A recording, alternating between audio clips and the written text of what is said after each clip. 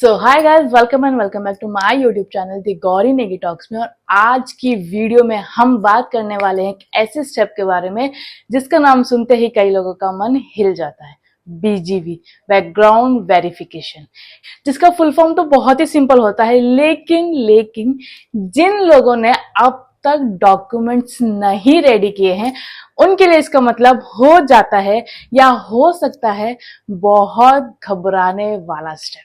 लेकिन don't worry, Gauri Negi talks the helping hand channel पे आपको मिलेगा एकदम शॉर्टेड सॉल्यूशन। मैं बताऊंगी कि टीसीएस बीजीवी के लिए कौन कौन से डॉक्यूमेंट्स चाहिए, किस ऑर्डर में अपलोड करना होता है, ठीक है।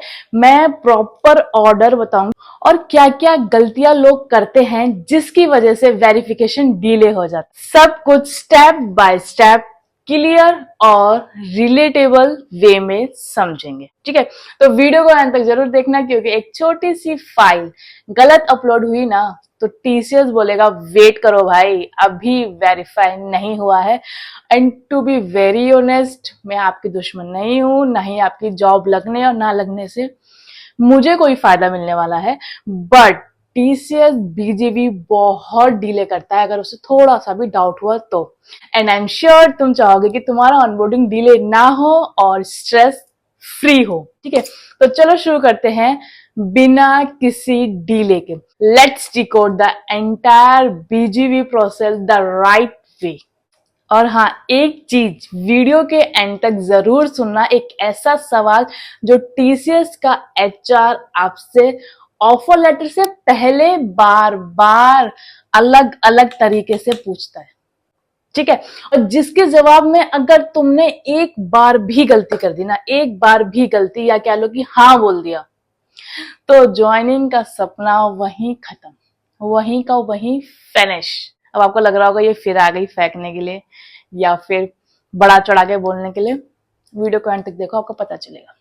और सबसे शॉकिंग पार्ट, यूट्यूब पे किसी ने अभी तक ये ओपनली नहीं बताया। मैं तुम्हें वो एग्जैक्ट लाइन भी बताऊंगी जो एचआर बार बार रिपीट करता है और तुम्हें हर बार कैसे कॉन्फिडेंटली नो बोलना है उनको। सो ट्रस्ट में, ये पार्ट मिस किया तो बाद में रिग्रेट पक्का।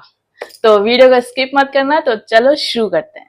सबसे पहले हम बात करेंगे टीसीएस बीजीवी के लिए डॉक्यूमेंट लिस्ट। ओके, तो सबसे पहले आपको क्या करना है, एनएसआर एक्नॉलेजमेंट स्लिप। सबसे पहले आता है आपका एनएसआर, नेशनल स्किल रजिस्ट्री। एक काम करो, एनएसआर में रजिस्टर करो, आपको एक एक्नॉलेजमेंट पीडीएफ मिलेगा, उसको डाउनलोड करके संभाल के रखना बिल्कुल अपने तिजोरी में। फिर एक छोटा सा स्टेप होता है जिसे लोग इग्नोर कर देते हैं, बायोमेट्रिक वेरिफिकेशन, ठीक है। हाँ, आपको एक दिन अपनी फिंगर लगानी पड़ेगी स्कैनर पे। और मैं आपको एक टिप्स दे देती हूँ जो कि बहुत इंपॉर्टेंट है।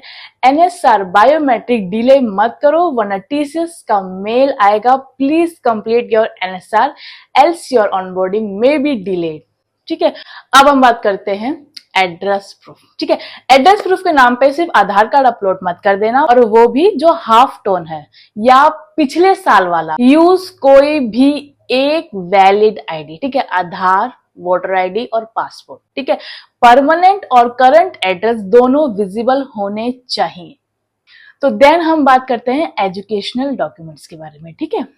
ये सबसे लंबा सेक्शन है, सो सुन लो आराम से, एकदम ध्यान से, ठीक है। 10th 12th की मार्कशीट, ग्रेजुएशन की मार्कशीट, सेमेस्टर वाइज या फिर कंसोलिडेटेड, ठीक है।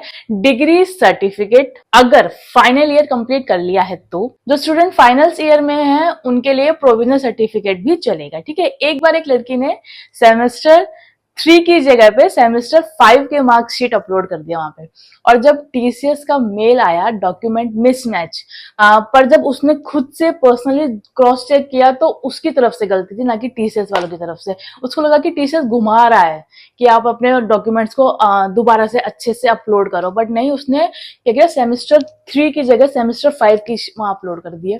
प्रॉपर ऊपर मेंशन भी किया कि सेमेस्टर 3, बट वो सेमेस्टर 5 का था। अब एक इंपॉर्टेंट टिप्स की बात करते हैं।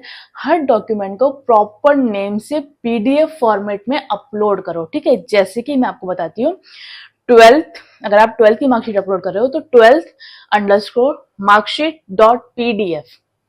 ऐसे मत करना कि फाइनल लेटेस्ट और 123_न्यू रियल पीडीएफ, मतलब फाइल नाम देके ना टीसीएस भी कंफ्यूज हो जाए, ये मार्कशीट भेजी है इस बंदे ने या फिर सस्पेंस और थ्रिलर यहाँ पे क्रिएट कर रहा है अपने जीमेल के अंदर। अब बात करते हैं हम गैप एफिडेविट। जैसे मैं ना पॉइंट से बता रही हूँ ना, 1 2 3 4, इसी फॉर्मेट में, इसी लिस्ट में भेजना आपको वहां, या अपलोड करना है पीडीएफ में, ठीक है।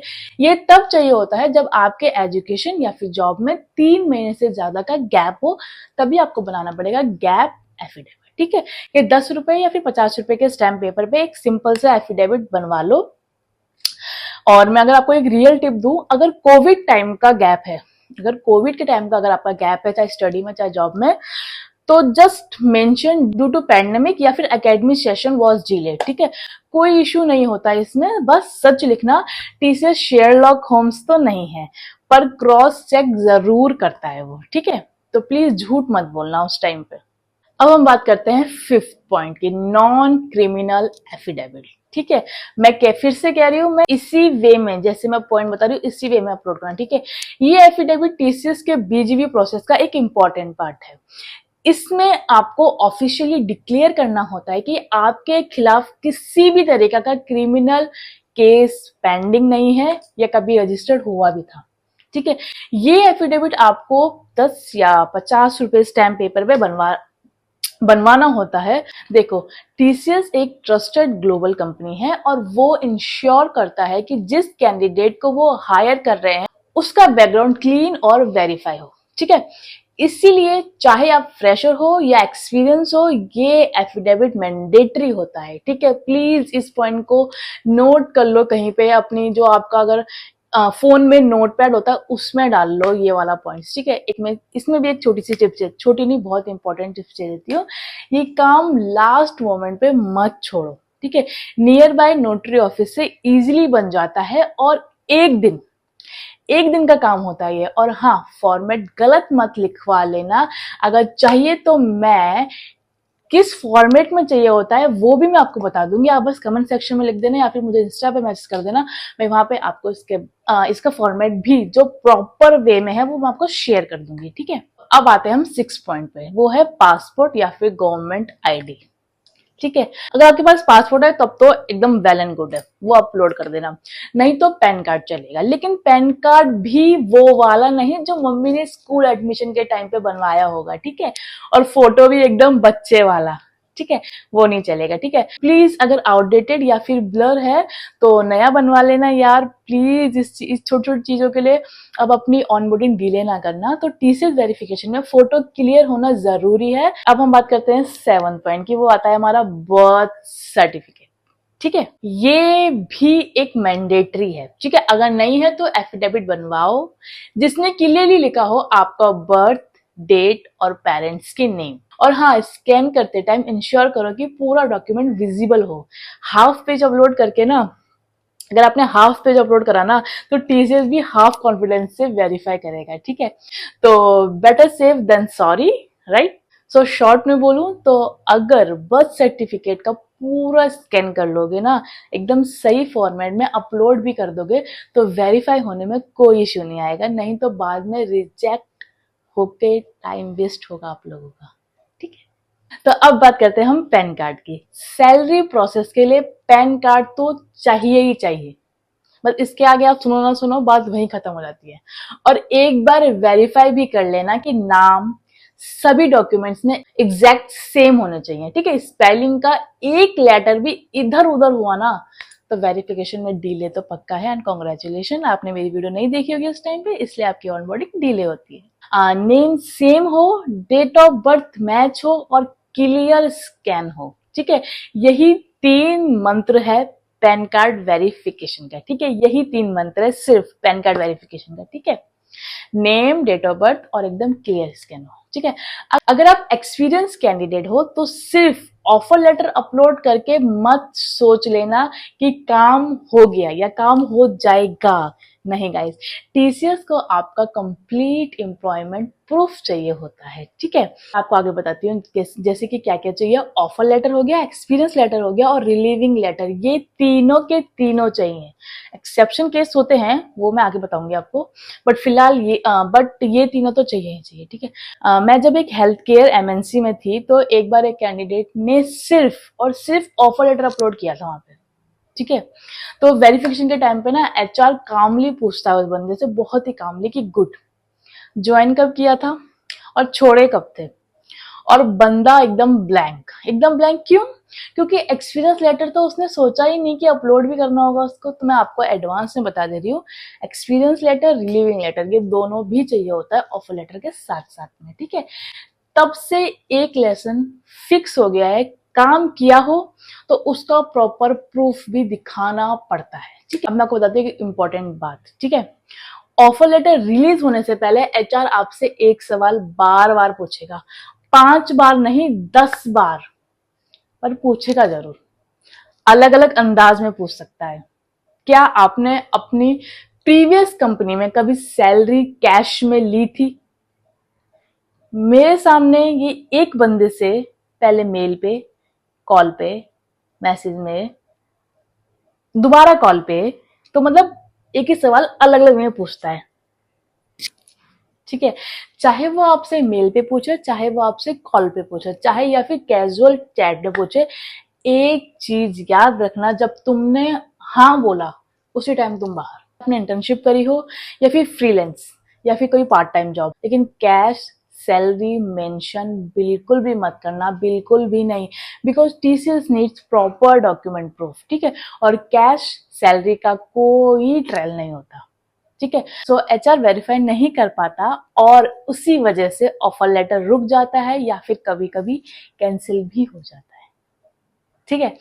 तो इस पार्ट को हल्के में बिल्कुल भी मत लेना गाइस। ये छोटा सा आंसर तुम्हारा पूरी ज्वाइनिंग का जो प्रोसेस है ना, वो बना भी सकता है और बिगाड़ भी सकता है, ठीक है। तो आप सभी को एक ही एडवाइस दूंगी कि बीजीवी इज नॉट टफ, बस अटेंशन चाहिए। हर डॉक्यूमेंट पे फोकस करो जैसे यही तुम्हारा कोड टेस्ट हो, यही तुम्हारा एनक्यूटी का टेस्ट हो, ठीक है। और अगर आपसे कोई भी गलती हो जाए तो री अपलोड का ऑप्शन मिलता है। पैनिक मत करना, बिल्कुल भी पैनिक मत करना, ठीक है। टीसीएस का सिस्टम समझने वाला होता है। अगर आपको ये वीडियो हेल्पफुल लगा हो तो प्लीज वीडियो को एक लाइक जरूर कर देना और शेयर करो अपने उन दोस्तों को जिनका ज्वाइनिंग टीसीएस में होने वाला है या फिर होएगा अभी इन फ्यूचर में, या फिर कोई सोच रहा है कि भाई मेरे टीसीएस में जाना है, ये डॉक्यूमेंट उनके पास है या नहीं। और अगर आप चाहते हो कि मैं एक और वीडियो बनाऊं एनएसआर रजिस्ट्रेशन कैसे करें लाइव डेमो के साथ, तो कमेंट में लिखना यस एनएसआर।